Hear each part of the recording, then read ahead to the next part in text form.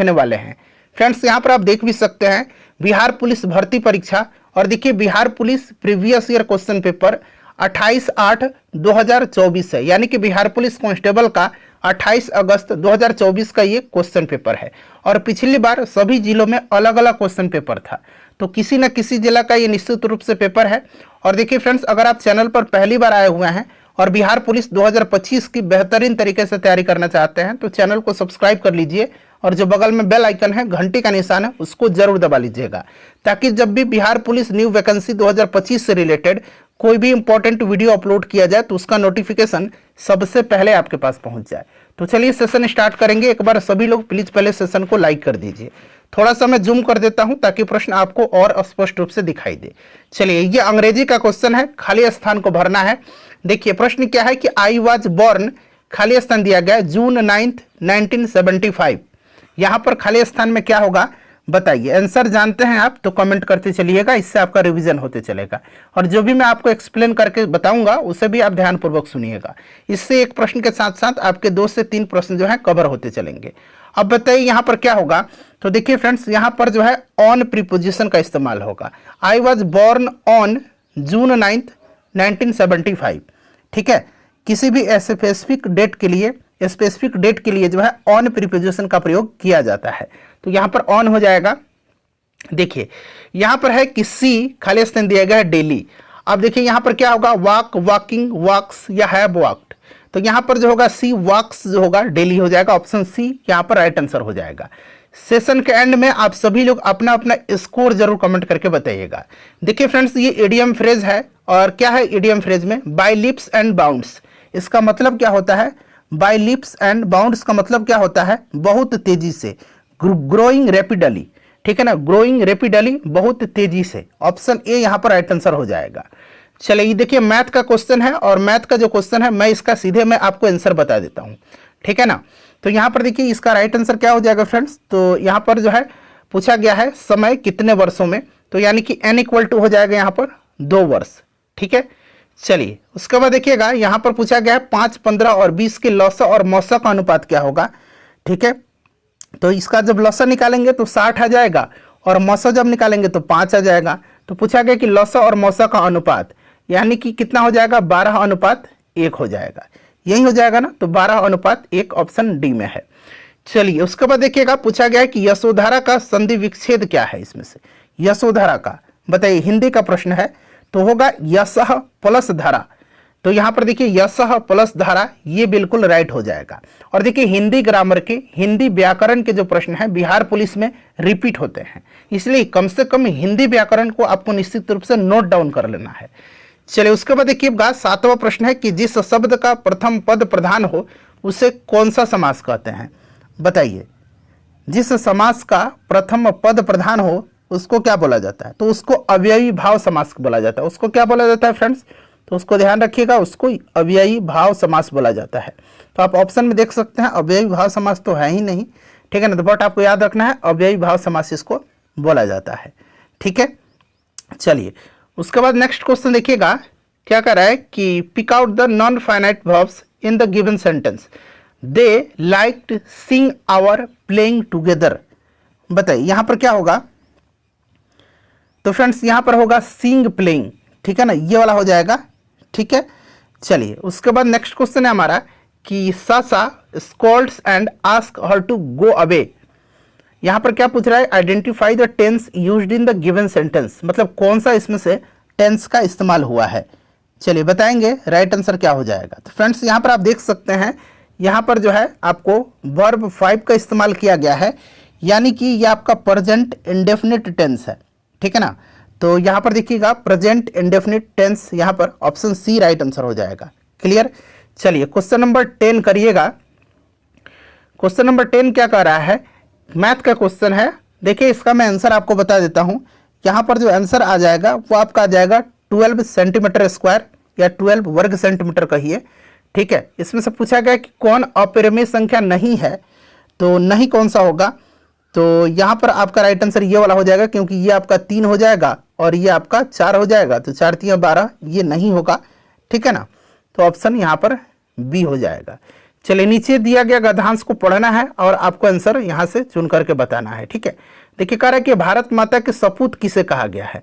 अब यहाँ पर आप देखेंगे तो भारत माता को हम नमन करते हैं। उत्तर में हिमालय इसका प्रहरी है, दक्षिण में हिंद महासागर उसके चरण पखाड़ता है, पश्चिम में कच्छ की खाड़ी और पूर्व में बांग्लादेश है। गंगा, यमुना, नर्मदा, ताप्ती, कृष्णा, गोदावरी, ब्रह्मपुत्र आदि नदियां भारत के मैदानी क्षेत्रों की शोभा बढ़ाती हैं। खेतों में लहराती फसलें और बागों में पके फलों की बहार इनकी भारत माता का उपहार है और प्रत्येक धर्म का व्यक्ति भारत माता का सपूत है, सबकी प्रिय है भारत माता। तो ये पूछा गया कि भारत माता के सपूत किसे कहा गया, तो प्रत्येक धर्म का व्यक्ति भारत माता का सपूत है। तो यहाँ पर देखिएगा सभी धर्म के लोगों को कहा गया, ऑप्शन डी हो जाएगा राइट आंसर। ठीक है, इस तरह का नंबर फ्री में होता है, थोड़ा सा ध्यानपूर्वक आप पढ़िएगा तो आपको नंबर मिल जाएगा। देखिए वर्तमान में उड़ीसा के मुख्यमंत्री का नाम पूछा गया था, तो अभी जो है कौन है, मोहन चरण मांझी हैं, याद रखिएगा। देखिए करंट का क्वेश्चन है ये। चलिए 2011 के जनगणना के अनुसार बिहार का जनसंख्या में कौन सा स्थान। फ्रेंड्स आगे बढ़ने से पहले आज हम बात करेंगे बिहार पुलिस कांस्टेबल 2025 की बेस्ट सॉल्व पेपर्स के बारे में, जो कि एडुका जोन पब्लिकेशन का है। यहाँ पर आप देख भी सकते हैं एडुका जोन बिहार पुलिस, और आप देख सकते हैं ये सॉल्व पेपर्स है। पूरा आपको विस्तृत व्याख्या सहित एक्सप्लेनेशन सहित इसका आंसर भी दिया गया है। पूरा बिहार पुलिस का 2010 से लेकर के 2024 तक का क्वेश्चन पेपर है। टोटल इसमें जो देखिए 37 सेट्स दिए गए हैं। यहाँ पर मैं आपको दिखा भी देता हूँ, थोड़ा सा मैं जूम करता हूँ ताकि आपको स्पष्ट दिखाई दे। देखिए फ्रेंड्स यहाँ पर देखिए बिहार पुलिस भर्ती परीक्षा, और देखिए 28/8/2024 का पेपर है, यानी कि 2024 तक, 2010 से लेकर के 2024 तक। यहाँ पर आप देख भी लीजिएगा 14/4/2010, तो पूरा 2010 से लेकर के 2024 तक के बिहार पुलिस के क्वेश्चन पेपर का यहाँ संकलन है, और इसका एक्सप्लेनेशन बहुत ही तगड़ा दिया गया है। यहाँ पर आप देख लीजिए ये बिहार पुलिस का क्वेश्चन पेपर है 28/8/2024 का, और फ्रेंड्स यहाँ पर आप एक्सप्लेनेशन देख लीजिए कितना जबरदस्त एक्सप्लेनेशन दिया। फ्रेंड्स आप इस बुक को परचेज कर सकते हैं और अपनी तैयारी को और भी ज़्यादा मजबूत कर सकते हैं। 2011 के जनगणना के अनुसार अगर हम बात करते हैं कि बिहार की जनसंख्या कितनी है, तो जनसंख्या आपको याद रखना है 10,40,99,452। ये 2011 के जनगणना के अनुसार बिहार की जनसंख्या है, और जनसंख्या के दृष्टिकोण से बिहार जो है भारत में तीसरे नंबर पर आता है। तीसरा राइट आंसर हो जाएगा। पहले नंबर पर उत्तर प्रदेश है, दूसरे नंबर पर महाराष्ट्र है, और तीसरे नंबर पर अपना बिहार राज्य है। ठीक है, चलिए उसके बाद देखिएगा कि बिहार में उर्वरक कारखाना कहाँ पर स्थित है। बिहार में उर्वरक कारखाना, तो बिहार में उर्वरक कारखाना जो है इसमें से अगर हम बात करते हैं तो फ्रेंड्स ये बरौनी में है, बरौनी में है। ठीक है ना, HURL के नाम से इस कारखाना को जाना जाता है। ठीक है, बरौनी जो है किस जिला में पड़ता है, तो ये भी ध्यान रखिएगा बेगूसराय में। ठीक है, काफ़ी इंपॉर्टेंट है। चलिए देखिए घाव भरने के लिए किस विटामिन का प्रयोग किया जाता है। घाव भरने के लिए तो फ्रेंड्स देखिए विटामिन सी का प्रयोग किया जाता है। इसको एस्कॉर्बिक एसिड भी कहा जाता है, और यह एक जल में घुलनशील विटामिन है। ठीक है ना, जल में घुलनशील विटामिन है। क्लियर, याद रखना है आपको। ठीक है, ध्यान रखिएगा। चलिए विटामिन के रक्त के थक्का बनाने में मदद करता है, ये चीज़ आप जानते हैं, ये भी इंपॉर्टेंट है। चलिए उसके बाद देखिएगा कि बिहार में बिहार से बना लीजिए, ज़्यादा सुटेबल होगा। बिहार से पृथक होने पर झारखंड को कितना प्रतिशत मिला था। अच्छा, झारखंड जो है बिहार से अलग कब हुआ था, डेट सहित आपको याद रखना है 15 नवंबर सन 2000 को। ठीक है ना, बिहार से अलग हुआ था झारखंड। और देखिए फ्रेंड्स यहाँ पर अगर हम बात करते हैं तो प्रश्न पूछा गया झारखंड को कितना प्रतिशत हिस्सा मिला था, तो फ्रेंड्स ये 45.85% मिला था। ठीक है, ये आपको याद रखना है। क्लियर, चलिए उसके बाद नेक्स्ट क्वेश्चन है कि बिहार के किस जिला में चाय की खेती की जाती है। ऑप्शन यहाँ पर है कि बिहार के किस जिला में चाय की खेती की जाती है, तो चाय की खेती कहाँ पर होती है, किशनगंज में होती है, किशनगंज में। ठीक है ना, किशनगंज में होती है, ध्यान रखिएगा। ऑप्शन डी राइट आंसर हो जाएगा, किशनगंज में। ठीक है, चलिए उसके बाद देखिएगा कि अनुच्छेद 17 का संबंध किससे है। अनुच्छेद 17 जो है ये अस्पृश्यता से संबंधित है। अस्पृश्यता को यानी कि छुआछूत को समाप्त किया गया है इस अनुच्छेद के तहत।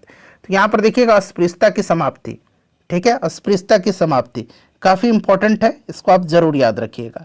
ठीक है, चलिए, और उपाधियों का अंत जो है ये आर्टिकल 18 में है, ये आप जरूर ध्यान रखिएगा। देखिए 20वीं सदी में बंगाल में अकाल कब पड़ा था? बंगाल में अकाल कब पड़ा था 20वीं सदी में? राइट आंसर क्या हो जाएगा? तो 1943 में, ठीक है ना, 1943 में, ठीक है, इसको आप ध्यान रखिएगा। चलिए देखिएगा कि संविधान की प्रस्तावना में कितनी बार संशोधन हुआ है। सभी जिलों का अलग अलग क्वेश्चन पेपर था पिछली बार। बिहार पुलिस का जो एग्जाम हुआ था पिछली बार, उसमें सभी जिलों का अलग अलग क्वेश्चन पेपर था। तो हो सकता है किसी में ये क्वेश्चन पेपर हो, किसी में ना हो, ठीक है ना। तो इसके लिए आप निश्चिंत रहिए, कहीं ना कहीं ये किसी न किसी में पूछा गया है। तो फ्रेंड्स केवल एक बार जो है आपको प्रस्तावना में संशोधन किया गया है। ये आपका जो 42वां संविधान संशोधन था इसी के अंतर्गत किया गया था 1976 में, ठीक है ना। इसको आप ध्यान रखिएगा। और समाजवाद, धर्मनिरपेक्ष और अखंडता शब्द जोड़े गए थे। क्लियर? चलिए, और जो 42वां संविधान संशोधन है उसको लघु संविधान भी कहा जाता है। लघु संविधान यानी कि मिनी कॉन्स्टिट्यूशन, हिंदी में इसको मिनी कॉन्स्टिट्यूशन कहेंगे। देखिए लोहे का शुद्धतम रूप कौन सा है? लोहे का शुद्धतम रूप, तो इसमें से लोहे का शुद्धतम रूप जो होता है फ्रेंड्स, ये आपका कौन सा हो जाएगा? तो ये पिग आयरन जो है, पिग आयरन, ठीक है ना, ये आपका लोहे का सबसे शुद्धतम रूप है, ठीक है। चलिए उसके बाद देखिए बिहार का राजकीय पुष्प कौन सा है? बिहार का राजकीय पुष्प, तो फ्रेंड्स ये गेंदा है, मैरीगोल्ड इसको बोला जाता है अंग्रेजी में, ठीक है। चलिए उसके बाद नेक्स्ट क्वेश्चन है, और राजकीय पक्षी अगर पूछेगा तो गौरैया है, याद रखिएगा, ठीक है। ऑपरेशन फ्लड का संबंध किससे है? ऑपरेशन फ्लड जो है इसका संबंध दुग्ध क्रांति से है, दुग्ध उत्पादन से है, श्वेत क्रांति से है। तो यहाँ पर देखिए दुग्ध उत्पादन यानी कि श्वेत क्रांति, कभी कभी दे देगा श्वेत क्रांति। श्वेत क्रांति किससे संबंधित है? दुग्ध उत्पादन से। श्वेत क्रांति के जनक किसको कहा जाता है भारत में? तो डॉक्टर वर्गीज कुरियन को कहा जाता है, ठीक है। चलिए पृथ्वी का सबसे निकटतम ग्रह कौन सा है? पृथ्वी का सबसे निकटतम ग्रह, तो देखिए अगर हम बात करते हैं तो ये शुक्र है, ठीक है ना, शुक्र है, इसको ध्यान रखिएगा। शुक्र सबसे निकटतम ग्रह, और शुक्र जो है ध्यान रखिएगा यह ग्रह संरचना और आकार में पृथ्वी के समान है, और कभी कभी जो है इसको पृथ्वी की जुड़वा भी कहा जाता है। पृथ्वी की जुड़वा बहन, पृथ्वी की जुड़वा भगिनी, या फिर सांझ का तारा, या फिर भोर के तारा के नाम से शुक्र को जाना जाता है, ठीक है। और शुक्र ग्रह के पास एक खास बात याद रखिएगा, कोई भी उपग्रह नहीं है। बुध और शुक्र के पास, बुध और शुक्र ग्रह के पास जो है कोई भी उपग्रह जो है नहीं है, ठीक है ना।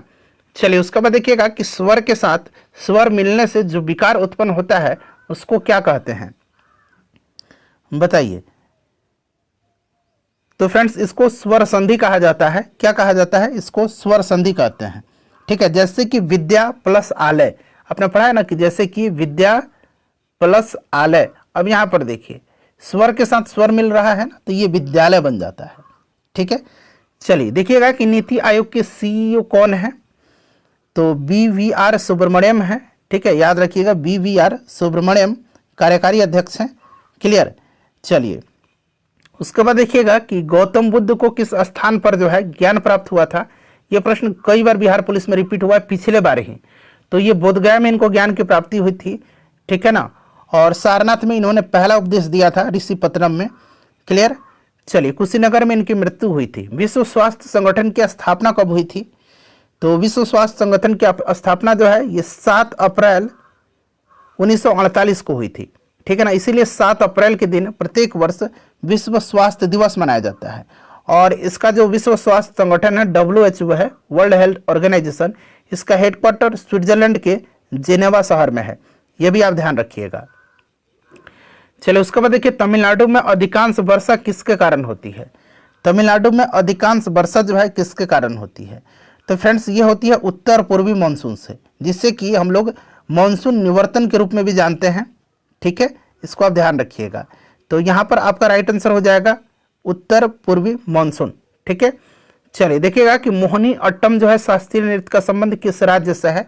मोहिनी अट्टम, तो मोहिनी अट्टम जो है केरल का है, केरल राइट आंसर हो जाएगा, ठीक है, केरल राइट आंसर हो जाएगा। अच्छा तमिलनाडु का कौन सा है? कुचिपुड़ी कहाँ का है? आंध्र प्रदेश का है, ठीक है। यक्षगान कर्नाटक का है, ठीक है। भारतनाट्यम तमिलनाडु का है, ये भी याद रखिएगा। देखिए समा चकेवा लोक नाट्य का संबंध किस राज्य से है? समा चकेवा, तो समझ चकेवा जो है ये खास करके बिहार में है, ऑप्शन ए यहाँ पर राइट आंसर हो जाएगा। और यह त्यौहार जो है किसको समर्पित है, तो भाई बहन के बीच प्यार को ये दर्शाता है। ये भी प्रश्न पूछा गया था कि किसको इंगित करता है, तो भाई बहन के प्यार को। ठीक है, चलिए उसके बाद देखिएगा कि दूसरा अंग्रेज सिख युद्ध किसके शासनकाल में हुआ था। दूसरा जो है अंग्रेज सिख युद्ध, तो फ्रेंड्स ये हुआ था आपका 1848 से 1849 तक चला था ये। ठीक है, और इस समय जो था ये कौन था, लॉर्ड डलहौजी था। आपको अच्छे तरीके से याद होगा, लॉर्ड डलहौजी था। 1848 से लेकर के 1856 तक लॉर्ड डलहौजी का कार्यकाल रहा था। 1848 से 1856 तक लॉर्ड डलहौजी के समय में आपको याद है ना कि 1853 में पहली बार रेल चलाई गई थी। ठीक है, बम्बई से थाने के बीच में। वर्तमान में सर्वोच्च न्यायालय के मुख्य न्यायाधीश कौन है, वर्तमान में आपको बताना है। ठीक है, वर्तमान में आपको बताना है। तो अभी तो संजीव खन्ना है, बट उस समय जब पूछा गया था तो ये डी.वाई. चंद्रचूड़ थे। ठीक है ना, धनंजय यशवंत चंद्रचूड़। देखिए हड्डी के बीच रिक्त स्थानों में क्या होता है, हड्डी के बीच क्या होता है, तो अस्थि मज्जा होता है। क्या होता है, अस्थि मज्जा होता है। ठीक है, और इसको हम लोग अंग्रेजी में बोन मैरो बोलते हैं। क्या बोलते हैं इसको अंग्रेजी में हम लोग बोलते हैं बोन मैरो, बोन मैरो बोलते हैं। ठीक है, याद रखिएगा। चलिए उसके बाद हम लोग नेक्स्ट क्वेश्चन कर लेंगे। अगला प्रश्न क्या है, हाँ अगला प्रश्न है हमारा कि लार में पाया जाने वाला एंजाइम कौन सा है। लार में पाया जाने वाला एंजाइम कौन सा है, बताइए। नहीं, ये वाला प्रश्न छूट गया क्या। हाँ देखिए, 13वां विश्व कप क्रिकेट का आयोजन कहाँ हुआ था, तो 13वां जो हुआ था ये 2023 में कहाँ पर हुआ था, तो फ्रेंड्स इसका आयोजन किया गया था अपना प्यारा भारत में, जिसमें ऑस्ट्रेलिया विनर रहा था और भारत फाइनल में हारा था, आपको याद होगा। ठीक है ना, चलिए उसके बाद नेक्स्ट क्वेश्चन है कि लार में पाया जाने वाला एंजाइम कौन सा है। तो यहाँ पर फ्रेंड्स ध्यान दीजिएगा, देखिए लार में पाया जाने वाला एंजाइम कौन सा है, तो देखिए लार में एक टाइलिन एंजाइम भी पाया जाता है, टाइलिन भी पाया जाता है। ठीक है, लाइसोजाइम भी पाया जाता है और एमाइलेज भी पाया जाता है। ठीक है ना, तो एमाइलेज भी पाया जाता है और लाइसोजाइम भी पाया जाता है, तो इसको दोनों को ध्यान रखिएगा। ठीक है, तो अब देखिएगा कि जर्मन सिल्वर बना होता है, जर्मन सिल्वर बताइए। तो फ्रेंड्स ये तांबा, जस्ता और निकेल का बना होता है। तांबा यानी कि कॉपर, जस्ता यानी कि जिंक, एक मिनट रुक जाइए, ये बना होता है किसका, तांबा, जस्ता और निकेल का, तांबा, जस्ता और निकेल का, ये वाला होना चाहिए। ठीक है ना, तांबा, जस्ता और निकेल का, क्लियर, तांबा, जस्ता और निकेल का। चलिए उसके बाद देखिएगा कि मोहनजोदड़ो किस नदी के तट पर है, तो मैंने बताया था कि मोहनजोदड़ो जो है ये आपका सिंधु नदी के तट पर है और इसका शाब्दिक अर्थ होता है मृतकों का टीला। ठीक है, तो ये सिंधु नदी पर है। और रावी नदी के तट पर जो है हड़प्पा है, ये भी पूछा जा सकता है, तो ये भी आप ध्यान रखिएगा। नेचुरल हिस्टोरिका के लेखक कौन है, तो देखिए लिखा है किसने, तो ये प्लिनी ने लिखा हुआ है। ठीक है, मेगास्थनीज की पुस्तक इंडिका है, याद रखिएगा। इंडिका किसकी पुस्तक है, मेगास्थनीज की है। चींटी के काटने पर दर्द होने का कारण क्या है, तो फ्रेंड्स ये मेथोनोइक अम्ल है, और कभी कभी इस तरह से मेथोनोइक दे देगा, और मेथोनोइक अम्ल को ही फॉर्मिक अम्ल के रूप में भी जाना जाता है। तो फॉर्मिक दे ऑप्शन में या फिर मेथोनोइक दे, दोनों याद रखिएगा। ठीक है, चलिए उसके बाद देख लीजिएगा अगला प्रश्न क्या है कि भारी जल का प्रयोग किया जाता है, भारी जल का प्रयोग, तो भारी जल का प्रयोग जो है ये किया जाता है किसमें, तो फ्रेंड्स ये किया जाता है न्यूक्लियर रिएक्टर में, परमाणु रिएक्टर में किया जाता है। और भारी जल D2O को कहा जाता है। ठीक है, इसको आप ध्यान रखिएगा, D2O को भारी जल कहा जाता है। चलिए, और इसका उपयोग शीतलक और मंदक के रूप में किया जाता है। चलिए देखिए, आधुनिक आवर्त नियम का प्रतिपादन किसने किया था, आधुनिक आवर्त नियम, तो आधुनिक आवर्त नियम जो है ये मोसले ने किया था। ठीक है, हेनरी मोसले ने, याद रखिएगा। आवर्त सारणी की खोज किया था किसने, तो मेंडलीफ ने, बट आधुनिक आवर्त सारणी की बात आएगा तब मोसले, याद रखिएगा। ठीक है, चलिए उसके बाद नेक्स्ट क्वेश्चन हमारे कि आंख पर कैसा प्रतिबिंब बनता है, आंख पर कैसा प्रतिबिंब बनता है, तो प्रतिबिंब रेटिना पर बनता है किसी वस्तु का, याद रखिए कहाँ पर बनता है, रेटिना पर। और रेटिना पर जो है वस्तु का उल्टा एवं वास्तविक प्रतिबिंब बनता है। ठीक है, चलिए, और आंख में जो दान किया जाता है वो किसका दान किया जाता है, कॉर्निया का दान किया जाता है, कॉर्निया का, ये भी याद रखिएगा, ये 9 है। चलिए, द्विसदनीय विधायिका भारत के कितने राज्यों में है? तो ये 6 राज्यों में है। ठीक है, 6 राज्य है, याद रखिएगा 6 राज्य हैं। कौन कौन से? तो अपना राज्य बिहार है, ठीक है, उत्तर प्रदेश है, तेलंगाना है, महाराष्ट्र है, कर्नाटक है और आंध्र प्रदेश है। ठीक है, चलिए, बेरी बेरी रोग होता है, तो बेरी बेरी होता है विटामिन बी की कमी से, या फिर कभी कभी विटामिन B1 भी आपको दे देगा, तो दोनों याद रखना है आपको। ठीक है, इसका नाम क्या है? थायमिन है, थायमिन कहा जाता है। चलिए, उसके बाद देखिएगा गांधी जी दक्षिण अफ्रीका से भारत कब लौटे थे? तो ये लौटे थे 9 जनवरी 1915 को। ठीक है, और इसीलिए जो है प्रत्येक वर्ष 9 जनवरी के दिन प्रवासी भारतीय दिवस मनाया जाता है। और गए थे कब ये दक्षिण अफ्रीका? तो 1893 में। ये भी साथ साथ आप ध्यान रख लीजिएगा। ठीक है, चलिए, और दक्षिण अफ्रीका से लौटने के बाद उन्होंने 1916 में जो है 1916 में बनारस हिंदू विश्वविद्यालय में अपनी प्रथम सार्वजनिक उपस्थिति दर्ज करवाई थी। ये भी सार्वजनिक उन्होंने उपस्थिति दर्ज करवाई थी। ध्यान रखिएगा, राजनीतिक गुरु गोपाल कृष्ण गोखले हैं। रहला पुस्तक किसने लिखा है? तो रहला पुस्तक को लिखा है किसने? तो मोरक्को का ये यात्री था। कहाँ का यात्री था? मोरक्को का यात्री था। कौन? तो इब्ने बतूता। और देखिए फ्रेंड्स, ये आया था मोहम्मद बिन तुगलक के शासनकाल में, 1333 में ये दिल्ली आया था, और मोहम्मद बिन तुगलक ने इसको दिल्ली का जो है काजी नियुक्त किया था। ठीक है, चलिए, नेक्स्ट क्वेश्चन है हमारा कि मंदार पर्वत बिहार के किस जिला में पड़ता है? तो मंदार पर्वत जो है ये भागलपुर में पड़ता है, सॉरी भागलपुर डिवीजन में पड़ता है। डिवीजन याद रखिएगा, बट जिला बांका में पड़ता है।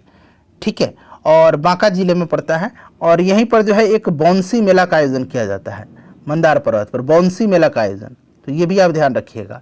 देखिए, शुंग शासकों की राजधानी कहाँ थी? शुंग शासकों की राजधानी, तो देखिए शुंग अगर वंश की बात करते हैं तो जो मौर्य वंश का अंतिम शासक था बृहद्रथ, ठीक है ना, इसकी हत्या पुष्यमित्र शुंग ने कर दिया और मगध पर शुंग वंश की स्थापना किया था। ठीक है, और देखिए इनकी राजधानी पाटलिपुत्र थी, ध्यान रखिएगा।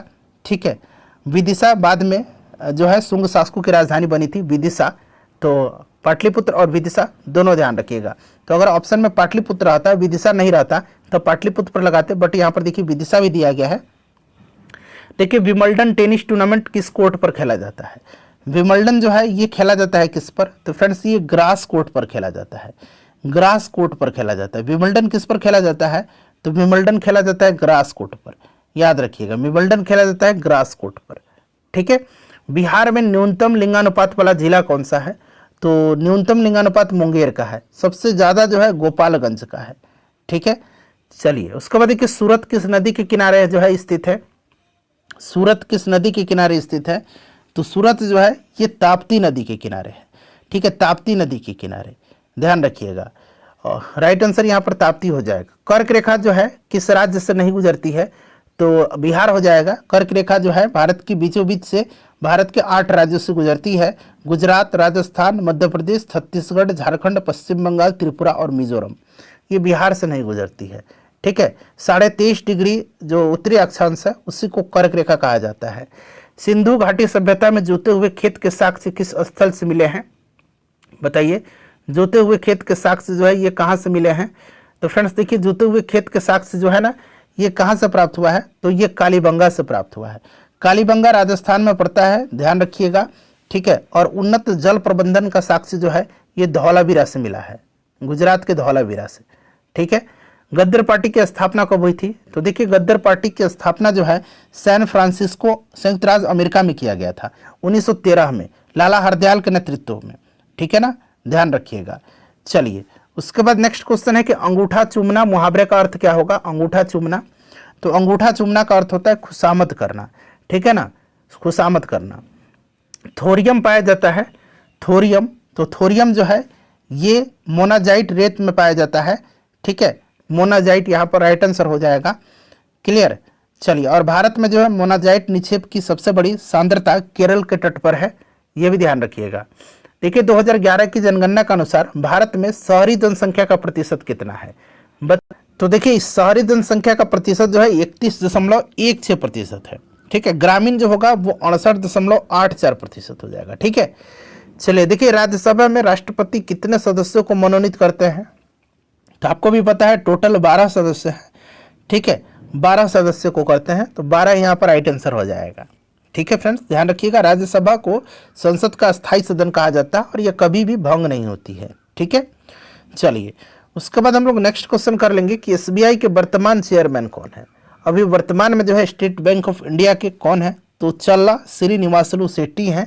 ठीक है, यहाँ मैं लिख देता हूँ चल्ला श्रीनिवासलू शेट्टी हैं।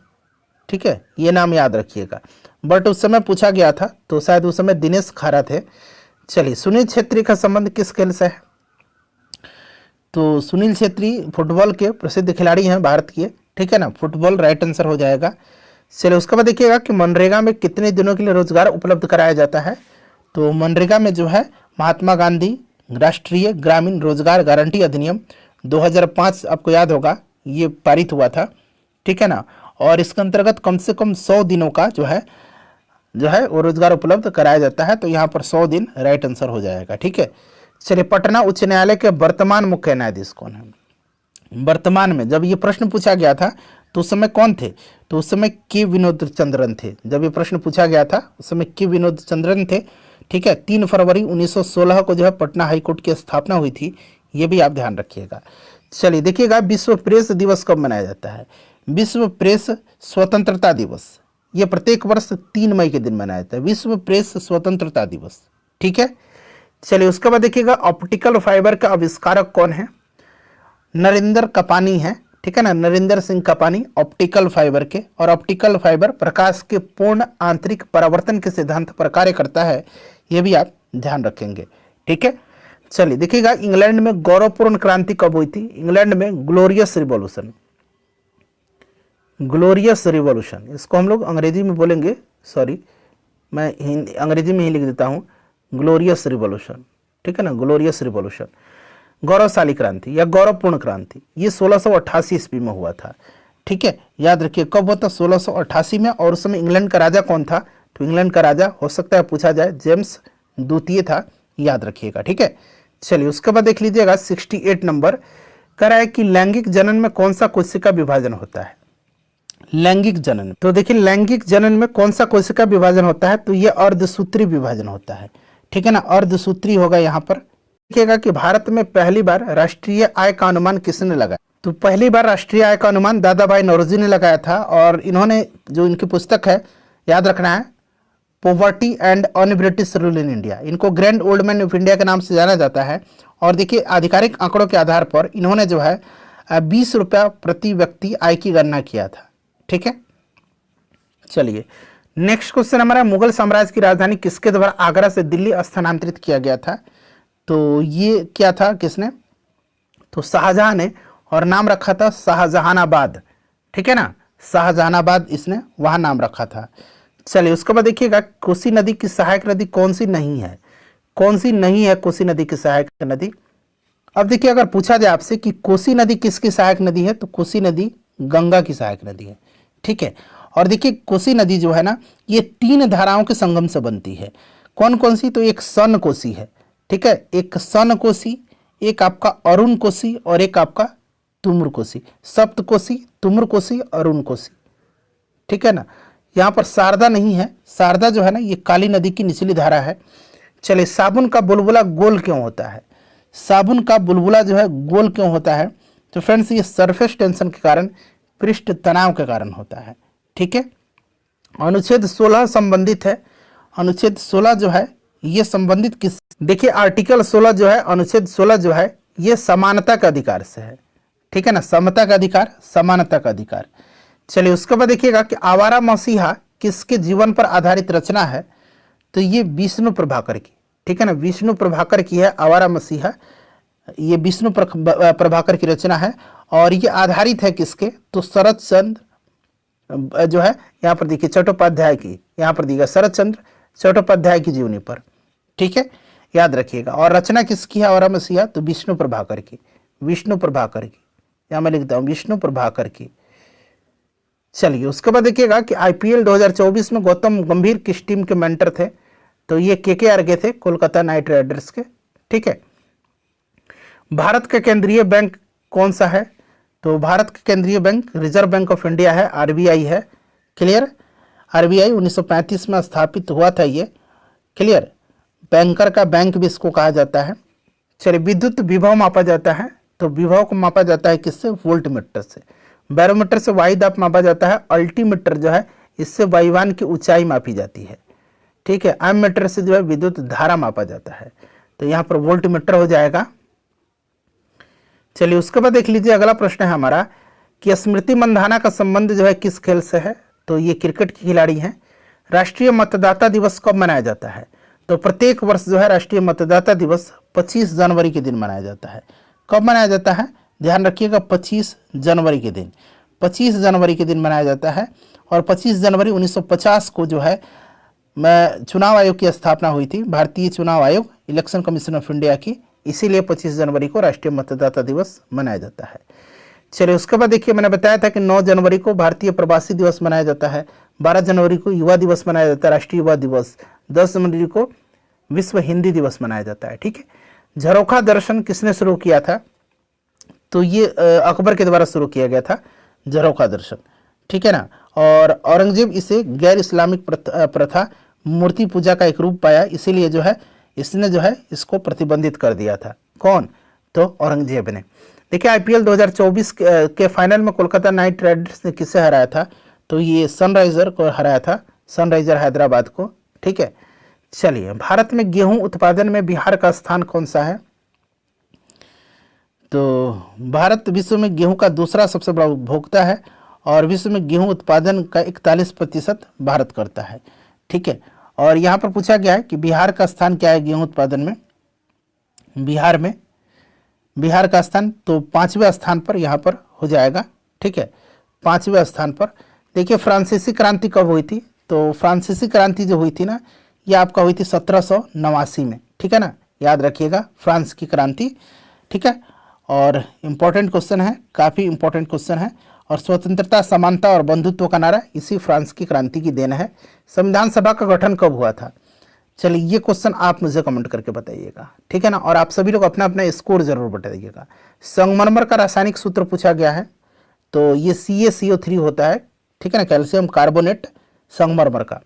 1 से लेकर के 10 तक की संख्या में विषम संख्या, यहाँ पर विषम बना लीजिए, विषय नहीं, विषम संख्या की प्रायिकता क्या होगी? तो ये प्रायिकता जो होगी ये आधी हो जाएगी। स्वदेशी कविता के लेखक कौन है? तो इसको लिखा है प्रेमधन जी ने। ठीक है ना, तो यहाँ पर देखिए प्रेमधन हो जाएगा। चलिए, उसके बाद देखिएगा कि बिहार में औद्योगिक निवेश प्रोत्साहन नीति कब अपनाई गई थी? तो बिहार में जो है ये अपनाई गई थी 2016 में। कब? 2016 में। भारत में सबसे बड़ा नदी पर निर्मित पुल कौन सा है? तो भारत में जो है ये नदी पर निर्मित पुल जो है ये भूपेन हजारिका पुल है, ढोला सादिया पुल के नाम से भी जाना जाता है। ठीक है ना। और ये आपकी ब्रह्मपुत्र नदी की सहायक नदी लोहित नदी पर बना हुआ है। ठीक है। चलिए, तो ये हो गया आपका। चलिए, उसके बाद देखिए पर्यावरण दिवस कब मनाया जाता है? तो प्रत्येक वर्ष जो है पर्यावरण दिवस मनाया जाता है कब? 5 जून के दिन। ठीक है। बिहार का स्थापना दिवस, और बिहार का स्थापना दिवस के साथ साथ जल दिवस भी याद रखिएगा, जल दिवस मनाया जाता है 22 मार्च के दिन। ठीक है, याद रखिएगा। लाल ग्रह किसे कहा जाता है? तो मंगल ग्रह को लाल ग्रह कहा जाता है, ये आप जानते हैं। ठीक है ना। चलिए, उसके बाद देखिएगा अंग की राजधानी कहाँ थी? तो अंग महाजनपद की राजधानी, 16 महाजनपद थे और उनमें सबसे ज़्यादा शक्तिशाली मगध महाजनपद था। मगध की राजधानी गिरिब्रज या राजगिरी हुआ करती थी। अंग की राजधानी चंपा थी। संविधान दिवस कब मनाया जाता है? संविधान दिवस जो है कब मनाया जाता है? तो फ्रेंड्स 26 नवंबर को। ठीक है ना, 26 नवंबर को। तो यहाँ पर देखिए 26 नवंबर राइट आंसर हो जाएगा। क्लियर। 26 नवंबर 1949 को संविधान सभा ने औपचारिक रूप से जो है इसको अपनाया था, अंगीकार किया था। भारत में सबसे अधिक खारे पानी की झील कौन सी है? तो भारत में सबसे ज़्यादा इसमें से अगर खारे पानी की झील की बात करते हैं तो ये झील कौन सी है? तो फ्रेंड्स ये आपका कौन सी है? सांभर झील है, राजस्थान की। अंतर्देशीय खारे पानी की सबसे बड़ी झील है ये। ठीक है। चलिए, पहला अंतर्राष्ट्रीय योग दिवस कब मनाया गया था? किस वर्ष मनाया गया था? तो फ्रेंड्स ये कब मनाया गया था? तो ये मनाया गया था आपका 21 जून के दिन मनाया जाता है। और ये पहली बार मनाया गया था कब? 2015 में मनाया गया था। ठीक है, 2015 में। ठीक है। चलिए, उसके बाद देखिएगा कि बिहार की किस जिले में सर्वाधिक वन आच्छादित क्षेत्र है?